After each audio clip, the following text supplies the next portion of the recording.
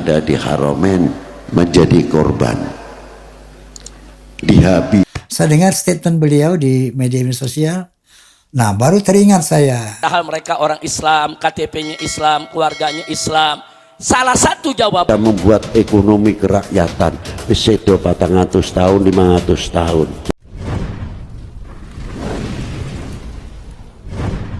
Dunia pendakwah agama Islam di Indonesia kembali memanas dengan munculnya konflik antara Habib Rizik Syihab, sosok yang dikenal getol memerangi siapapun yang tidak sejalan dengan prinsipnya, dan Rhoma Irama yang dianggap sebagai pendakwah berpengaruh.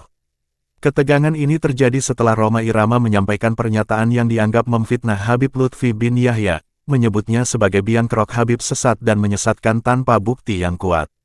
Situasi semakin tegang saat Habib Rizik, yang selama ini memiliki basis pengikut yang besar, tidak terima dengan pernyataan Rhoma. Saya menganggap pernyataan itu sangat tidak mendasar dan berpotensi merusak ukhuwah di antara para ulama dan habaib. Kita tidak bisa memfitnah tanpa bukti yang jelas, ucap Habib Rizik dalam sebuah konferensi pers yang diadakan di markasnya. Itu, please, tapi dengan cara yang terbaik. Allah yang memberikan kekuatan, ketabahan, kemenangan, dan Allah merdekakan.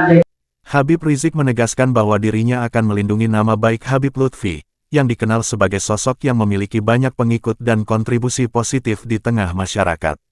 Kami tidak akan segan-segan mengambil langkah hukum jika perlu. Ini adalah tentang kehormatan umat Islam dan para ulama, ujarnya tegas. Di sisi lain, Rhoma Irama, yang dikenal sebagai Raja Dangdut dan juga seorang pendakwah, menjelaskan bahwa pernyataannya terkait Habib Lutfi bukan ditujukan untuk menghasut, melainkan sebagai bagian dari klarifikasi atas apa yang dia lihat dan ketahui. Saya selalu bersikap santun dan mengedepankan fakta. Sebelum berbicara, saya selalu melakukan riset terlebih dahulu untuk menyajikan materi yang benar dan akurat, ungkap Rhoma. Rhoma juga menjelaskan bahwa ia memiliki hubungan dekat dengan Habib Lutfi dan menghormati peran serta kontribusinya dalam dakwah. Sebelum mengeluarkan pendapat, saya merasa perlu menjelaskan beberapa hal berkaitan dengan situasi yang terjadi. Ini adalah langkah untuk memberikan pencerahan, tuturnya. Dukungan terhadap Rhoma datang dari banyak penggemar dan netizen yang percaya bahwa ucapannya adalah bagian dari upaya untuk menjaga kebenaran dalam berdakwah. Namun, di sisi lain, banyak pula yang memperingatkan agar semua diskusi dilakukan dengan hati-hati dan tidak saling menyakiti, terutama di antara sesama ulama dan pendakwah. Kontroversi ini pun menarik perhatian banyak pihak, mengundang perdebatan di media sosial.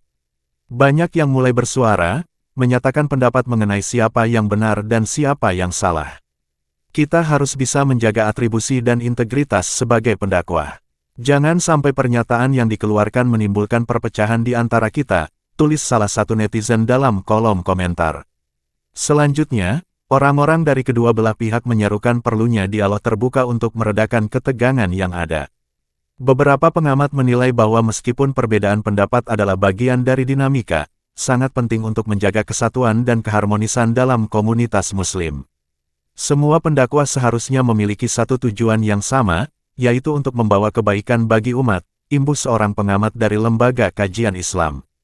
Hingga saat ini, ketegangan antara pendakwah tersebut belum mereda sepenuhnya. Publik menunggu langkah selanjutnya dari masing-masing pihak, berharap agar mereka bisa saling menghormati dan mengedepankan dialog yang menyejukkan.